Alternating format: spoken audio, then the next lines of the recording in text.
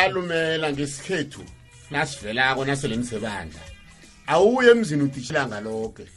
Uzibani bani usobashiza ngekho nosomahlebandla ngekho nosojudasi. Kuyazila.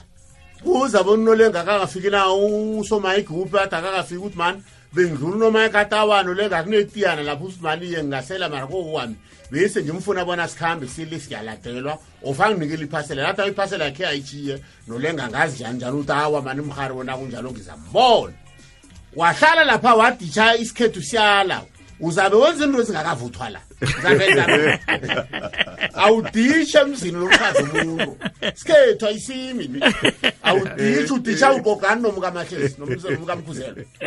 isikhethu siyala ngoba nyana niyathwenya of umfazi uzakutshela indaba ezingakavuthwa lapho ugcine unengongo qala nesikhethu sithi umuntu ongaberikiko awuhlale ekhaya uzakuphandela abantu misi solo ukaphe enkulu nomzilo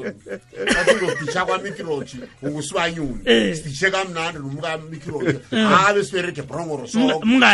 mnganakhe msibaboyisi isikhethu siyala sisakhalima sithi